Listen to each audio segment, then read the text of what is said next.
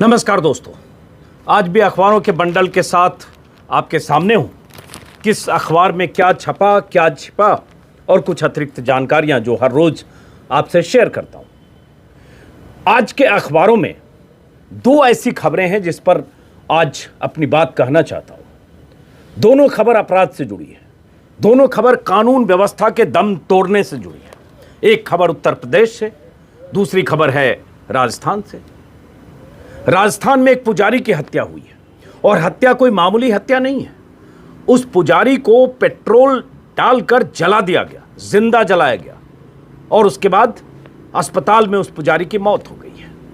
और दूसरी तरफ उत्तर प्रदेश में गाजियाबाद में, दिल्ली से सटे गाजियाबाद में एक बीजेपी विधायक के रिश्तेदार को, मामा को सड़क पर सरेआम गोलियों से छलनी कर दिया गया।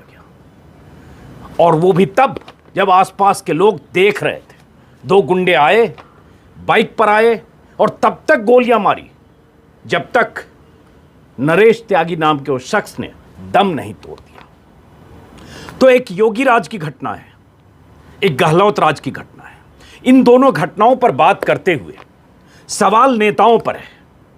खबरें बताता हूं कहां क्या हुआ, लेकिन बीजेपी के नेताओं को राजस्थान का अपराध दिखेगा, पुजारी की हत्या दिखेगी, राजस्थान में गैंग रेप और रेप की घटनाएं दिखेगी। राहुल गांधी, प्रियंका गांधी और कांग्रेस के नेताओं को यूपी में अपराध की घटनाएं दिखेगी, हाथरस दिखेगा, गाजियाबाद में जो अभी मारे गए नरेश त्यागी, ये घटना दिखेगी और रेप, बलात्कार और जितने भी तरह के अपराध की वारदातें यूपी में हो रही है वो दिखती है। और अपने अपने राज्य को लेकर ये सारे नेता धृतराष्ट्र बन जाते हैं, अंधे होते हैं, चुप्पी साधते हैं, मौन साधते हैं, नजरअंदाज करते हैं, इंतजार करते हैं कि दूसरे राज्य में जब घटनाएं हो तब बयान दें, माहौल बनाएं, ट्विटर पर बोलें। और ऐसे बहुत सारे टेलीविजन एंकर और रिपोर्टर और पत्रकार भी नेताओं की और इस तरह की सियासत में शामिल होते हैं। शुरू करते हैं दोस्तों राजस्थान से। राजस्थान में एक पुजारी की जिस ढंग से हत्या हुई है, भास्कर ने बहुत प्रमुखता से छापा है और भी अखबारों में पहले पन्ने पर है। और ये खबर मैंने आज सुबह जब देखी, कल ये खबर मेरी नज़र से चूक गई, मैं देख नहीं पाया। आज सुबह जब देखी और उस खबर को पढ़ते ही एक तरह से कहें तो दिल दहल जाता है। एक पुजारी जो 50 साल जिनकी उम्र थी, नाम उनका बाबूलाल वैष्णव है नहीं था, अब नहीं है इस दुनिया में। करौली इलाका है, मंदिर से जुड़ी कोई ज़मीन थी जो करीब 6 बीघे की ज़मीन थी। गांव वालों ने उन्हें दान में दी थी मंदिर को और उस मंदिर में वो पूजा करते थे। राधा कृष्ण मंदिर है और उसी मंदिर के परिसर में वो कोई घर बना रहे थे। भास्कर ने लिखा छप्पर पोश मकान बना रहे थे, कोई झोपड़ी नुमा या कोई ऐसा कुछ बनाने की कोशिश कर रहे थे 1 महीने पहले।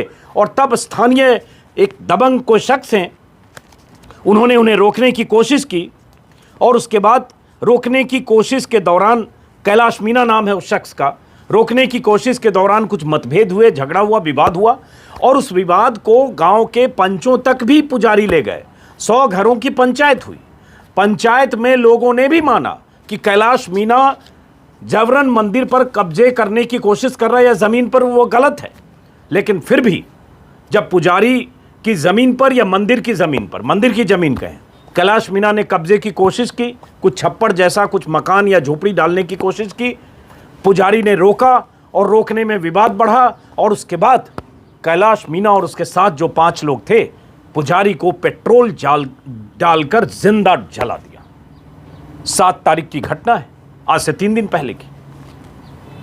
और उसके बाद हॉस्पिटल में मौत हो गई। अब मौत से पहले पुजारी ने खुद कहा कि कैलाश ने जलाया। कहा यह जा रहा है कि जो लोकल पुलिस के अधिकारी थे, जांच अधिकारी या थाने के लोग, थाने के पुलिस वाले पहले मामले को दबाने की कोशिश कर रहे थे, इसे आत्महत्या का मामला बता रहे थे। लेकिन जब पुजारी ने खुद कहा कि कैलाश ने जलाया, यही उनके आखिरी शब्द थे, तब मजबूरन कैलाश की गिरफ्तारी हुई। वो भी गिरफ्तारी 24 घंटे बाद हुई। तो यहाँ पुलिस की लापरवाही का मामला है। पुजारी की ज़मीन पर कब्जे की कोशिश अगर गांव का दबंग कर रहा था, गांव के पंचायत में ये बात पहुंच चुकी थी, गांव की पंचायत में, तो जाहिर है पुलिस को ये सारी जानकारियां होंगी। अगर नहीं थी तो लापरवाही का मामला है, और जानकारी थी तो पुजारी को इस तरह से जला कैसे दिया गया? रोंगटे खड़े करने वाली घटना है। उसके बाद अब राजनीति ये कि बीजेपी के बड़े बड़े नेता, केंद्रीय मंत्री लगातार इस पर बयान दे रहे हैं। राहुल गांधी प्रियंका गांधी को घेर रहे हैं। वसुंधरा राजे जो पूर्व मुख्यमंत्री हैं, उन्होंने भी कहा है कि यहाँ कोई सुरक्षित नहीं है। प्रकाश जावड़ेकर का बयान है कि राजस्थान में गहलोत से इस्तीफा मांगे राहुल गांधी। सतीश पूनिया बीजेपी के अध्यक्ष हैं। सारे बीजेपी के नेता पिल पड़े हैं, और होना भी चाहिए। और ये सवाल राहुल गांधी से वाजिब है कि जब आप यूपी की घटना होती है तो राहुल गांधी और प्रियंका गांधी सफर पर निकलते हैं, ट्विटर पर लिखते हैं। प्रियंका गांधी खास तौर से बीते कुछ महीनों से बहुत सक्रिय है। यूपी की एक एक घटना पर ट्वीट करती हैं, एक एक घटना पर सवाल उठाती हैं और सीधा जंगल राज से लेकर योगी को घेरती हैं। जब राजस्थान में ऐसी घटनाएं होती हैं, और हाल के दिनों में हाथरस के बाद जब कांग्रेस नेता हमलावर हुए हैं हाथरस की घटना के बाद, तो राजस्थान की कई घटनाएं ट्विटर पर बीजेपी के नेताओं ने डाली है। अलग अलग इलाके में बच्चियों से रेप, बुजुर्ग महिला के साथ जो घटनाएं हुई है, ऐसी बहुत सारी घटनाएं। तो सवाल यह उठता है जो शुरू में मैंने कहा कि आपके राज्य में है तो आप चुप होते हैं, दूसरे राज्य में है तो आप उस पर शोर मचाते हैं, राजनीति करते हैं। यहाँ भी राजनीति हो रही है, और ये राजनीति ज़्यादा होगी क्योंकि यहाँ पुजारी का सवाल है। और उस पुजारी की हत्या, और जिस ढंग से हत्या, जलाकर हत्या, जाहिर है बीजेपी को एक मुद्दा मिला। लेकिन सवाल यह है कि राहुल और प्रियंका जो उत्तर प्रदेश के मामले पर इतना बोलते हैं, इतना आक्रामक होते हैं, क्या अशोक गहलोत सरकार की नाकामी अगर है लॉ एंड ऑर्डर पर, इतने सवाल हैं, तो उसके लिए उनका नज़रिया क्या होगा और उसके लिए उनकी आक्रामकता कहाँ गई? ये सवाल है। और अब आते हैं जो यूपी में हुआ। दोस्तों, यूपी में ये हुआ है, गाजियाबाद में एक एमएलए के मामा को सड़क पर दौड़ाकर गोलियां मारते रहे। ये नवभारत टाइम्स की पहली हेडलाइन है। गाजियाबाद में हुआ है ये। अमर उजाला ने अंदर के पन्ने पर छापा है, आखिरी सांस तक मारी नरेश के सिर में गोलियां।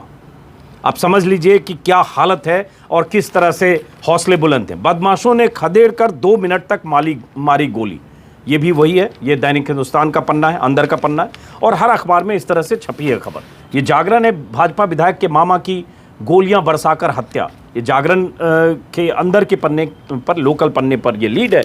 और खबर ये है कि गाजियाबाद इलाके के जो बीजेपी विधायक हैं अजीत पाल त्यागी, उनके ये मामा थे, मॉर्निंग वॉक के लिए निकले थे। लोहिया नगर के सी ब्लॉक में रहते थे नरेश त्यागी, पेशे से कॉन्ट्रैक्टर थे, और सुबह मॉर्निंग वॉक के लिए निकले, तभी स्कूटी पर सवार 2 बदमाश आए। जो भी थे, सुपारी किलर थे, क्या दुश्मनी थी, अभी इसके बारे में पूरी विस्तार से जानकारी नहीं है। लेकिन एक ने गोली मारी, दूसरा फिर कहा अब हो गया चलते हैं, लेकिन फिर जिसने गोली मारी जाकर देखा कि उनकी सांसें चल रही थी, तो फिर गोली मारी सिर में। और जब तक उसने इस बात की तस्दीक नहीं कर ली कि उनकी सांसें थम चुकी है, तब तक वो गोली मारता रहा और उसके बाद गया। तो ये हुआ सरेराह।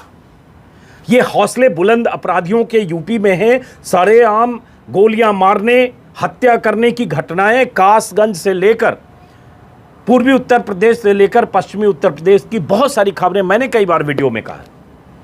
बीते 2 महीने का ही ट्रैक रिकॉर्ड देखेंगे आप, तो कम से कम 20 ऐसी हत्याएं हुई हैं जो सार्वजनिक तौर पर हुई हैं 2 से 3 महीने में। और उन हत्याओं का जिक्र सोशल मीडिया पर, ट्विटर पर, वीडियो में, यूट्यूब पर, छिटपुट चैनल में, क्योंकि चैनल में ऐसी खबरें कम चलती हैं। तो सवाल उत्तर प्रदेश के लॉ एंड ऑर्डर का है, क्योंकि उत्तर प्रदेश में राम राज्य का वादा था, राम राज्य का दावा था। योगी राज्य में सारे गुंडों को यूपी छोड़कर जाना था। योगी की सरकार बनते ही यूपी के गुंडे छोड़ जाएंगे, या ठोक दिए जाएंगे, या छोड़कर भाग जाएंगे। तो ठोक कितने दिए गए ये हम देख रहे हैं। अब वाकई एनकाउंटर हुए, इसमें कोई शक नहीं है, उसमें बहुत सारे फर्जी भी हुए, लेकिन छोड़कर कितने गए? अगर छोड़ के गए तो इतनी घटनाएं क्यों हो रही? तो मैं सिर्फ ये कहूंगा दोस्तों, हर दल, हर नेता राजनीति करता है हत्या पर, रेप पर, सामूहिक बलात्कार पर, अपराध पर, भ्रष्टाचार पर। दूसरे राज्य की घटनाएं, लॉ एंड ऑर्डर की नाकामियां उसे दिखती है। अपने राज्य में जब होता है तो चुप्पी साधते हैं या बचाव करते हैं, या बचाव में फिर दूसरे राज्य के आंकड़े पेश करते हैं। आज क्या हो रहा है? बीजेपी के नेता हमलावर हैं, कांग्रेस के नेताओं की तरफ से चुप्पी होगी या बचाव होगा, या उसके बाद सोशल मीडिया पर यह होगा कि यूपी की यह घटना जो मैं बता रहा हूं, ऐसी घटनाओं को वायरल करेंगे। इन सब के बीच जो एक विल पावर और इकबाल होना चाहिए सरकार का कि आपके सूबे में कानून का राज बहाल हो, गुंडों में डर हो, पुलिस की मुस्तैदी हो, वो कहीं न कहीं पीछे छूटता है, क्योंकि सबकी नज़र राजनीति पर होती है, पॉलिटिकल माइलेज स्कोर करने पर होती है। इसलिए मैंने शुरू में कहा है कि क्या राहुल गांधी और प्रियंका, उनकी गाड़ी राजस्थान की तरफ भी मुड़ेगी क्या? और देखिए, होता यह है कि अलवर में गैंगरेप होगा तो चैनल वाले भी मांग करेंगे सीधे अशोक गहलोत के इस्तीफे की, लेकिन अगर यूपी में ऐसी घटना होगी तो किसी चैनल का क्या मजाल कि योगी की तस्वीर लगा के कहे कि योगी जी इस्तीफा दें। वहां मांग होगी और वहां सीधा हमला अशोक गहलोत पर हो सकता है। योगी पर हमले के कुछ खतरे हैं, कुछ बिजनेस इंटरेस्ट है, कुछ आपकी पॉलिटिकल आइडियोलॉजी है, ये बहुत सारे पत्रकारों पर भी लागू होता है। लेकिन मैं मानता हूं हर राज्य में अपराध की ऐसी घटनाओं के खिलाफ उसी तरह से मुहिम चलनी चाहिए। जंगल राज अगर यूपी में है और ऐसी घटना अगर राजस्थान में है तो जंगल राज राजस्थान में भी। चलिए दोस्तों, इस खबर के से निकलकर दूसरी खबर की तरफ चलते हैं। चूंकि ये आक्रोश की खबर है जब ऐसी अपराध की ऐसी घटनाएं होती है, और पुजारी के मामले में पुलिस की लापरवाही दिखी है। मैं बार बार कहता हूं कि अपराध, बलात्कार, हत्या या ऐसी घटनाओं को कोई भी सरकार, दुनिया की कोई सरकार पूरी तरह से नहीं रोक सकती है। पड़ोसी की नज़र अगर किसी बच्ची पर होती है और उसका शिकार कोई बच्ची होती है, क्या करेगी पुलिस? हर घर में, हर मोहल्ले में नहीं हो सकती है। और अगर आपके घर के पास आकर कोई किसी ने गोली मार दी, पुलिस वहाँ नहीं हो सकती। लेकिन सवाल पुलिस की मुस्तैदी और इकबाल का है, सवाल जो एक्टिव रहने का है, और सवाल कि जब कई मामलों में पुलिस से शिकायत की जाती है और पुलिस की लापरवाही होती है, वहाँ है जो पुजारी में भी दिख रहा है पुलिस की लापरवाही, कि पुलिस इसे शुरुआती उसमें आत्महत्या का मामला बता रही थी, और यूपी में तो कई घटनाएं देख चुके हैं, विक्रम जोशी हत्याकांड से लेकर, और कई ऐसी घटनाएं हमने देखी है जिसमें पुलिस की लापरवाही साफ दिखी, पुलिस की मुस्तैदी बिल्कुल गायब थी नहीं पुलिस मुस्तैद, और सबूत मिले कि अगर पुलिस ने मुस्तैदी दिखाई होती तो वो घटना टाली जा सकती है। इसके अलावा जो खबरें हैं दोस्तों, एक बिहार को लेकर, चूंकि बिहार में अचानक बिहार की राजनीति में रामविलास पासवान के निधन के बाद वहाँ के राजनीति के समीकरण कुछ बदलेंगे क्या? क्या बिहार में रामविलास पासवान के अचानक निधन के बाद क्या चिराग पासवान को सहानुभूति वोट मिलेंगे क्या? चिराग पासवान के तेवर पहले से ही बहुत आक्रामक हैं, जेडीयू के खिलाफ मोर्चेबंदी कर रखी है उन्होंने, कहा जा रहा है बीजेपी की शाह पर यह सब हो रहा है, और जेडीयू के उम्मीदवारों के खिलाफ चिराग पासवान अपने उम्मीदवार उतारने की न सिर्फ तैयारी कर रहे हैं बल्कि उतारते जा रहे हैं, और उसमें कुछ ऐसे हैं जो बीजेपी के बागी या बीजेपी से नाराज या बीजेपी से जिनका टिकट कटा, वो सब शामिल हो रहे हैं, चाहे रामेश्वर चौरसिया हो, चाहे राजेंद्र सिंह हो, और कुछ नाम आ रहे हैं कि 6 ऐसे हैं जो बीजेपी के करीबी माने जाते रहे हैं, दावेदार रहे, उन्हें एलजेपी ने टिकट दिया, और ऐसे ही दूसरे दलों से भी। अब सवाल उठता है कि रामविलास के निधन के बाद, रामविलास पासवान दलितों के नेता थे, 5 से 6% उनका अपना वोट बैंक था, और बिहार में एक असर था, और एक समय में ऐसा भी हुआ 2005 के फरवरी के चुनाव में 29 सीटें मिली थी। यह अलग बात है कि अक्टूबर में फिर 10 सीटें, यह अलग बात है कि अभी जो चुनाव हुए थे 2015 में सिर्फ 2 सीटें मिली, 42 या 43 सीटों पर एलजेपी लड़ी। बीते 2 चुनावों में बुरी तरह से एलजेपी को शिकस्त खानी पड़ी, हार हुई है, लेकिन इस बार की स्थितियां बदली हुई है, ऐसा लोग कह रहे हैं। और अब बात आती है कि रामविलास पासवान का निधन और उनकी गैर मौजूदगी में चिराग पासवान क्या करेंगे। तो कुछ अखबारों में इसको लेकर खबर है, और इसका एक अनुमान है कि हो सकता है सहानुभूति का कुछ फायदा हो अगर चिराग पासवान अपने दांव होशियारी से खेलें, लेकिन फायदा होगा या नहीं ये पता आपको नतीजों के बाद चलेगा। अमर उजाला ने छापा है, चिराग के सामने सहानुभूति के सहारे पिता की विरासत संभालने की चुनौती, और उसमें अमर उजाला ने विस्तार से छापा है कि भाजपा से लोजपा जाने का सिलसिला कैसे तेज हो रहा है। 42 उम्मीदवारों की सूची में भाजपा के 6 लोगों को टिकट दिया गया। हालांकि ये बागी कह रहे हैं अखबार में, लेकिन मैं इसको बागी नहीं मानता, ये खबर है, क्योंकि उसमें कुछ ऐसी भी हो सकती है टिकट नहीं मिला, सीट जेडीयू के खाते में चली गई तो इधर आ गए, और कुछ मिली भगत भी हो सकती है। मैं बार बार कह रहा हूँ ये मुमकिन नहीं है कि चिराग पासवान नीतीश कुमार के खिलाफ इतने आक्रामक और इतने तेवर के साथ उनके सामने मोर्चेबंदी कर रहे हैं, तो बिना अमित शाह, मोदी और जेपी नड्डा की सहमति और स्वीकृति और पीछे से मौन समर्थन के बगैर ये नामुमकिन है। एक कॉल काफ़ी है अमित शाह का और चिराग पासवान नीतीश कुमार के खिलाफ बोलना और नीतीश से लड़ना बंद कर सकते हैं, ये मैं मानता हूँ। तो ये खबर है। अब इसी में एक खबर ये भी है कि क्या चिराग पासवान के परिवार में रामविलास पासवान के निधन के बाद क्या नेतृत्व को लेकर भी कोई सवाल उठ सकता है। चिराग पासवान के चाचा पशुपति कुमार पारस हैं, लगातार वो भी राजनीति में रहे और कई बार विधायक रहे, मंत्री रहे। एक भाई और थे रामचंद्र पासवान, जिनका निधन हुआ, सांसद रहे, लगातार 3 बार, मेरे ख्याल से 3 या 4 बार सांसद रहे, उनका निधन हुआ था अभी कुछ दिन पहले। अब सवाल उठता है कि चिराग पासवान को जब 2014 के चुनाव के पहले रामविलास पासवान सामने लेकर आए और कहा गया चिराग पासवान की पहल पर या उनकी जिद पर या उनके अपने राजनीतिक आकलन के सामने रामविलास पासवान ने तय किया यूपीए का साथ छोड़ेंगे, मोदी के साथ आएंगे, उसी मोदी के साथ जिनके नाम पर 2003 में वो अलग हो चुके थे एनडीए से।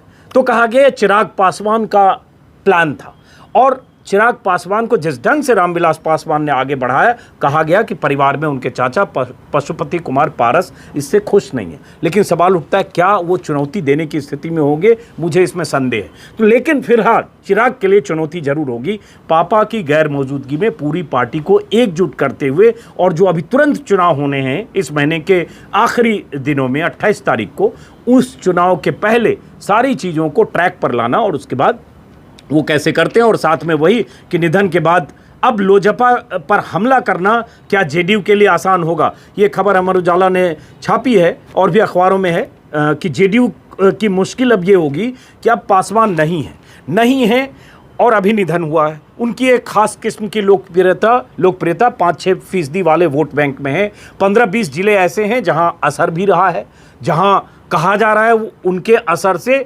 जेडीयू को नुकसान हो सकता है। तो सवाल उठता है अब उनके निधन के बाद जेडीयू आक्रामक होकर रामविलास पासवान की सहानुभूति के बीच हो रहे चुनाव में चिराग की मुखालफत या चिराग पर हमले कर सकती है या नहीं, ये सवाल है। देखना इसका क्या होता है, आने वाले कुछ दिनों में पता चलेगा। और ये भी पता चलेगा कि चिराग पासवान अगले 5, 7, 10 दिनों में चिराग पासवान के तेवर किस तरह से क्या दिखते हैं। अब एक खबर जो कई अखबारों में है, लेकिन ख़ास तौर से इंडियन एक्सप्रेस में जो बहुत ज़रूरी खबर है, और अमर उजाला में, बिहार में अपराधीकरण कोई नई बात नहीं है। देश में पहली बार बूथ कैप्चरिंग बिहार में हुई थी। बूथ कैप्चरिंग भी हो सकती है, बूथ कब्जा मुझे लगता है देश ने बिहार से ही समझा था। मैं भी बिहार का हूँ, और मुझे अगर ध्यान आ रहा है तो बेगूसराय में पहली बार बूथ कब्जे की घटना हुई थी 60 के दशक में, आज़ाद भारत के 10-12 साल बाद, आज़ादी के 10-15 साल बाद। चुनाव मुझे अभी ठीक से याद नहीं आ रहा। तो बूथ कब्जे और अपराधीकरण दोनों के लिए बिहार बदनाम रहा है। अब एक खबर है जो इंडियन एक्सप्रेस ने छापा है, एडीआर के हवाले से। एडीआर की रिपोर्ट है कि बिहार में 2005 से अब तक निर्वाचित 820 विधायकों और सांसदों में से 295 यानी 36% ऐसे माननीय हैं जिनके खिलाफ संगीन आपराधिक मामले दर्ज हैं, चल रहे हैं। और ये आपराधिक मामले हत्या की कोशिश, रेप, भ्रष्टाचार और तमाम तरह के आपराधिक मामले हैं। एडीआर की रिपोर्ट है और उसमें एडीआर ने लिखा, ये इंडियन एक्सप्रेस ने छापा है, और उस खबर में एडीआर ने लिखा है 36% Bihar MPs MLAs in last 20 years face serious crime cases. ADR report, ये एक्सप्रेस की रिपोर्ट है। स्क्रीन पर मैं इसकी हेडलाइन लगाऊंगा। इसमें एडीआर ने जो ये हलफनामे देते हैं ये नेता चुनाव आयोग को, जो एक आचार संहिता है जिसके मुताबिक अब आपको हर हाल में आपके खिलाफ कितने मामले हैं चुनाव आयोग को देना, बल्कि सुप्रीम कोर्ट इसको लेकर सख्ती दिखा चुका है अभी दोबारा।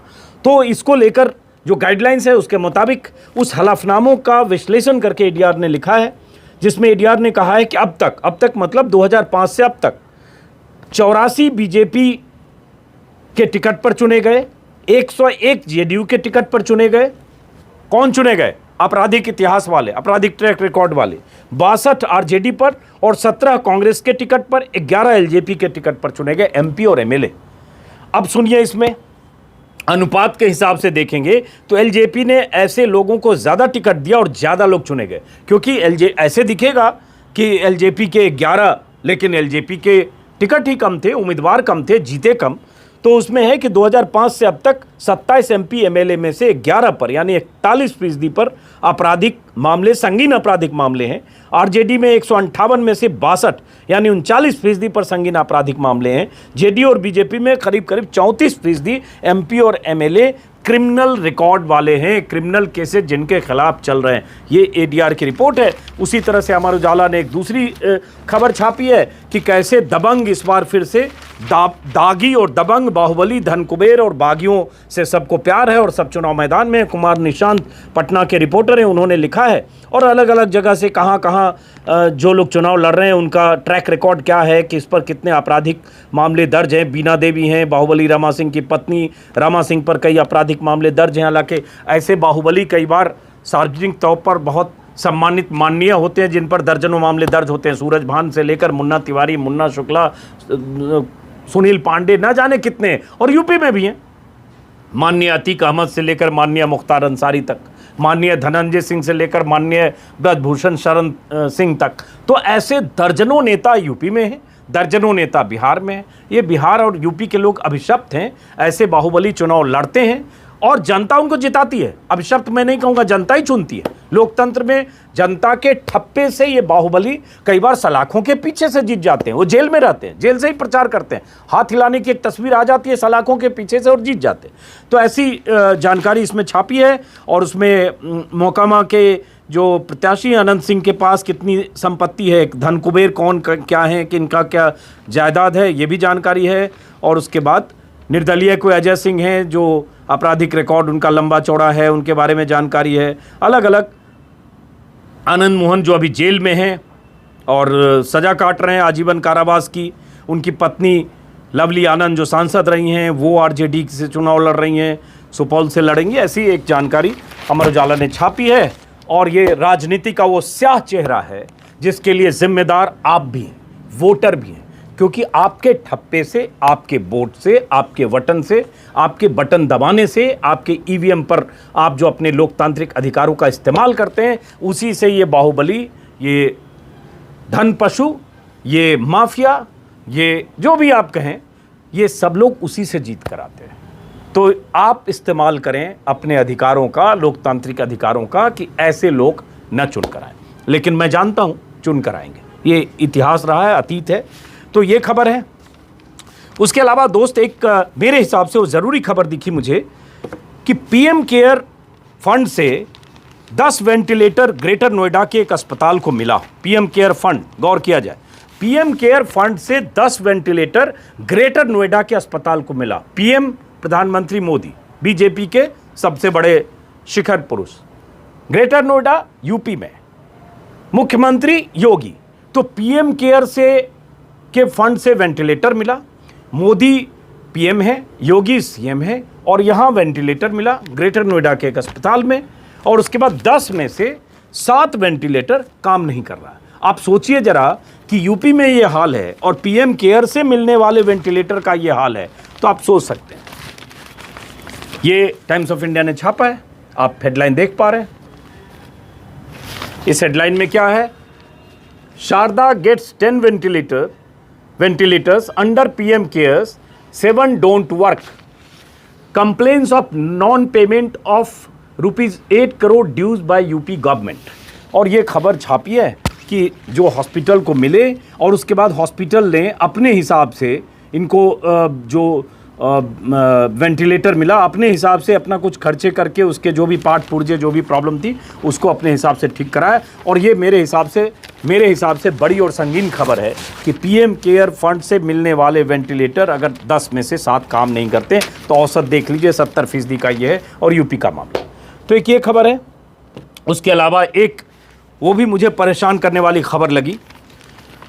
छोटी खबर है, एक अखबार में छपी है, लेकिन परेशान करने वाली खबर है। जब आप बेरोज़गारी की बात करते हैं, जब आप परेशानी की बात करते हैं, जब गरीबों की बात करते हैं, जब लॉकडाउन के जो विक्टिम हैं, जो पीड़ित हैं, जिनकी ज़िंदगी नरक हो गई है और जिनकी नौकरियां चली गई है और जिनके लिए आजीविका चलाना मुश्किल है, उनसे जुड़ी खबर है। ये खबर ये है, हिंदुस्तान ने छापा है अंदर के पन्ने पर, ये खबर है।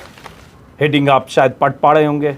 इस खबर में ये है कि लॉकडाउन में बेरोज़गार प्रवासी ने बच्चों को जहर देकर जान दी। ये खबर है अल्मोड़ा इलाके का।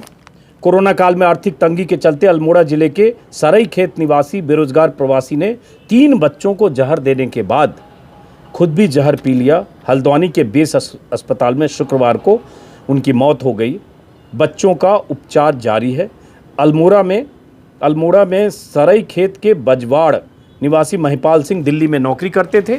नौकरी जाने के बाद से अप्रैल में बच्चों को लेकर गांव आए और उसके बाद काम नहीं मिलने से अवसाद में थे, डिप्रेशन में थे। और उसके बाद उन्होंने ये किया कि पढ़ के बहुत तकलीफ़ होती है कि अपने बेटे हर्षपाल 13 साल, उम्रपाल 10 साल, 8 वर्षीय बेटी हिमांशी को जहर पिलाने के बाद खुद जहर पी ली और 2 मवेशियों को भी उन्होंने जहर दे दिया और उसके बाद उनकी जान चली गई है।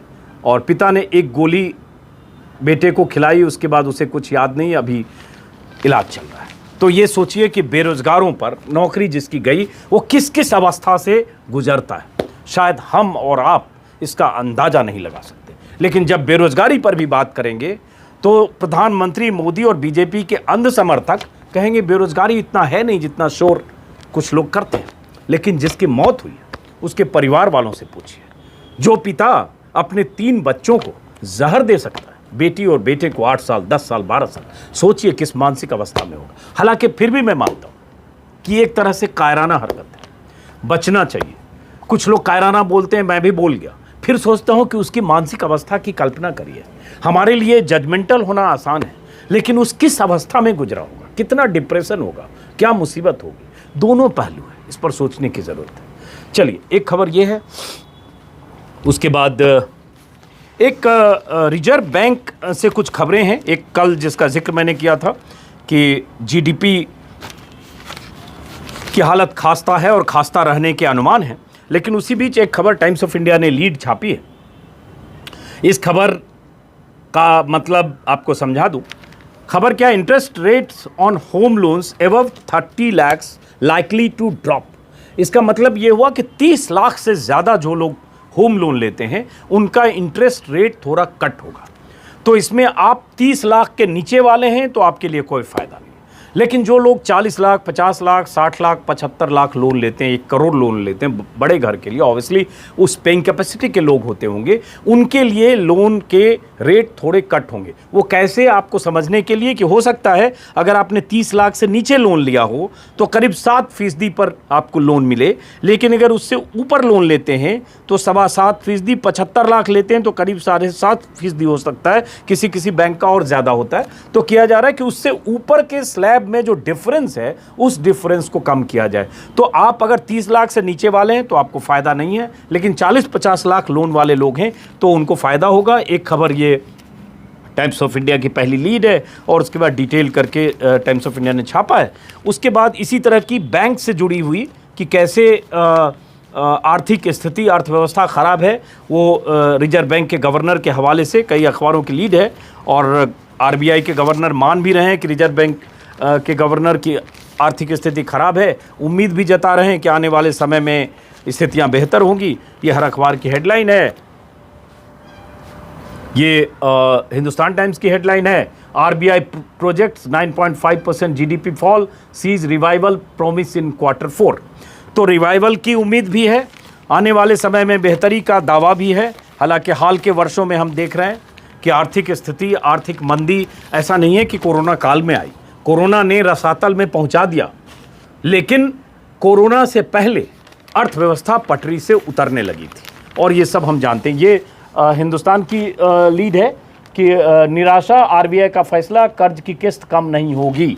और उसके बाद ये कई अखबारों में खबर है। एक जो खबर है ज़रूरी, और इस खबर को आप समझिए, एक मैं खबर बताता हूं और एक अखबार का संपादकीय बताता हूं।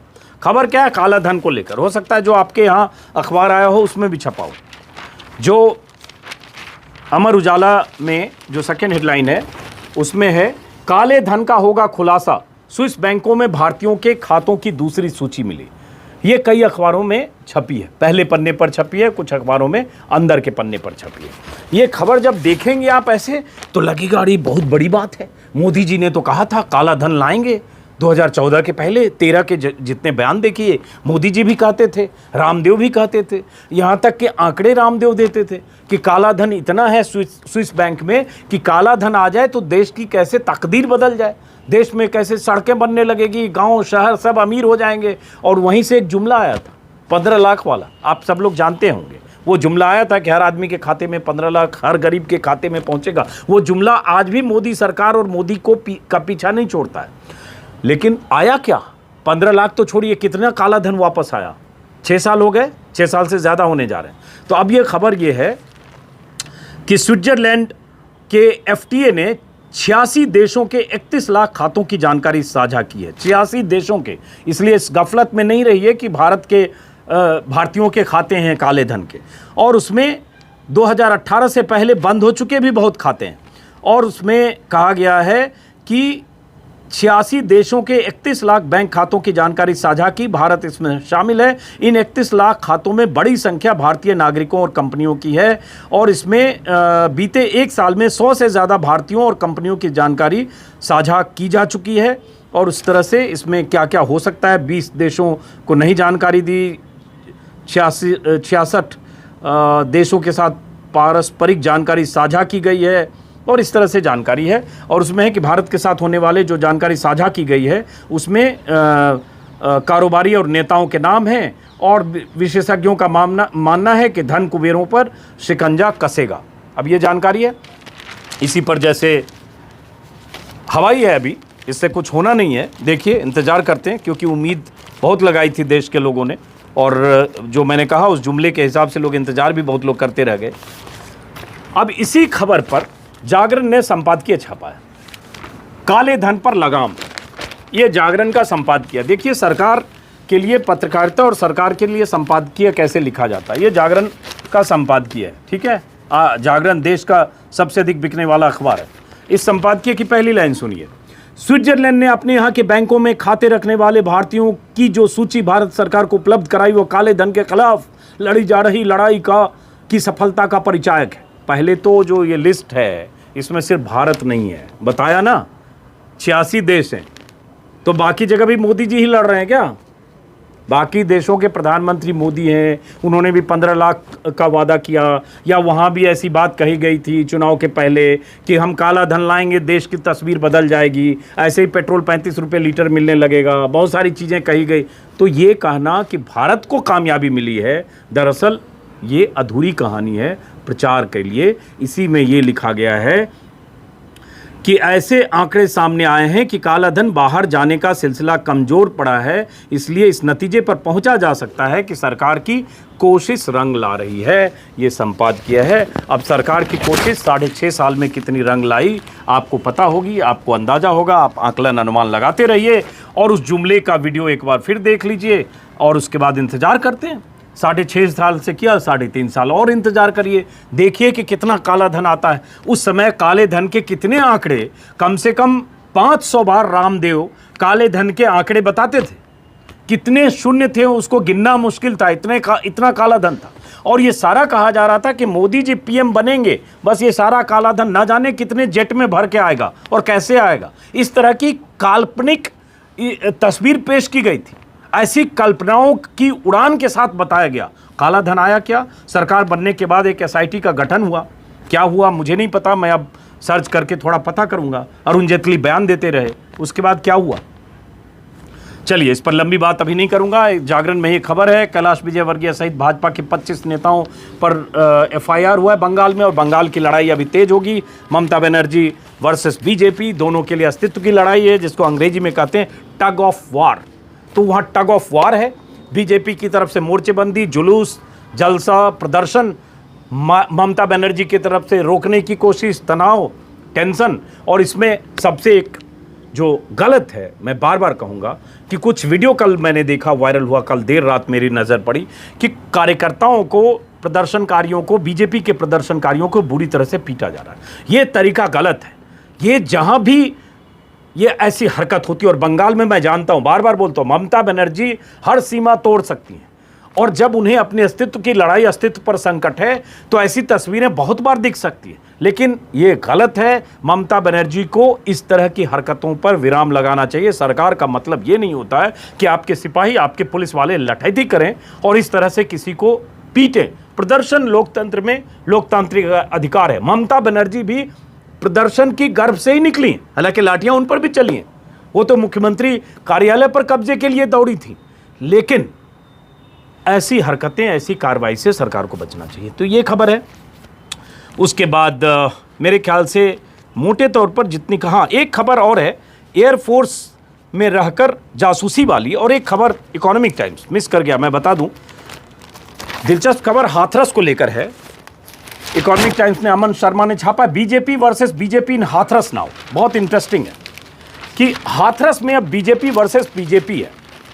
ये खबर है, यहाँ पे छपी है। अब ये क्या है, हाथरस की खबर में, हाथरस में क्या हुआ, विक्टिम परिवार के पक्ष में हाथरस के लोकल सांसद जो हैं राजवीर दलेर और उनकी बेटी, राजवीर दिलेर की बेटी मंजू दिलेर, जो नेशनल कमीशन फॉर सफाई कर्मचारी की मेंबर है, उन्होंने चिट्ठी लिखी यूपी के डीजीपी को कि पीड़िता के साथ 4 लोगों ने गैंगरेप किया और उसके बाद पुलिस की लापरवाही है, कार्रवाई की जाए। अब राजवीर सिंह दिलेर, उनकी बेटी, पीड़िता के परिवार के साथ, बीजेपी के दूसरे पूर्व नेता, पूर्व विधायक और बीजेपी के तमाम नेता, लखनऊ से लेकर हाथरस तक, सवर्ण जातियों के उन आरोपियों के साथ जिनके बारे में कहा जा रहा है उन्हें फंसाया गया। तो ये लड़ाई बीजेपी वर्सेस बीजेपी है। एक पक्ष सजा दिलाना चाहता है दलित, वाल्मीकि, पिछड़ा, दूसरा सवर्ण आरोपी और सवर्ण आरोपी के साथ सवर्ण नेता। तो आपस का टकराव है। इन सब के बीच सच कहीं दफन न हो जाए या जांच में कहीं इसका प्रभाव न पड़े, ये देखने की ज़रूरत है। इंतज़ार करेंगे। फिलहाल ये वीडियो दोस्तों लंबा हो रहा है, इसलिए इस वीडियो को यहीं ख़त्म करता हूँ। एक खबर और बताना चाह रहा था, लेकिन चलिए, लंबा वीडियो हो गया। एयरफोर्स में रहकर जासूसी करने वाले एक शख्स को लेकर सुप्रीम कोर्ट में जब वो ज़मानत के लिए उन्होंने अर्जी दाखिल की, तो सुप्रीम कोर्ट की एक लाइन है जो मैं सिर्फ कह के इस वीडियो को ख़त्म करूँगा। ये पेज नंबर 14 पर इसने छापा है। एयरफोर्स में रहकर जासूसी करते थे, कोर्ट ने कहा, सुप्रीम कोर्ट ने कहा, जब इन्होंने ज़मानत के लिए अर्जी दाखिल की, रंजीत नाम के शख्स हैं जो एयरक्राफ्ट मैन के तौर पर इंडियन एयरफोर्स में थे और जासूसी के आरोप में पकड़े गए हैं। जब इनके वकील ने कहा कि क्लाइंट ने 5 साल से अपनी मां को नहीं देखा है, तो कोर्ट ने कहा कि आप पूरे देश के लिए खतरनाक हैं, आप जहां हैं वहीं रहिए। और ये पहले क्यों नहीं सोचा। फिलहाल इन खबरों के साथ दोस्तों मैं आज का वीडियो ख़त्म करता हूं। अगर आपने मेरे YouTube चैनल को अब तक सब्सक्राइब नहीं किया तो सब्सक्राइब करेंगे, और अगर आप फेसबुक पर सक्रिय हैं तो मेरे फेसबुक पेज को सब्सक्राइब करेंगे, फॉलो करेंगे, लाइक करेंगे। इससे मेरी बात ज़्यादा से ज़्यादा लोगों तक पहुंचेगी। फिलहाल नमस्कार।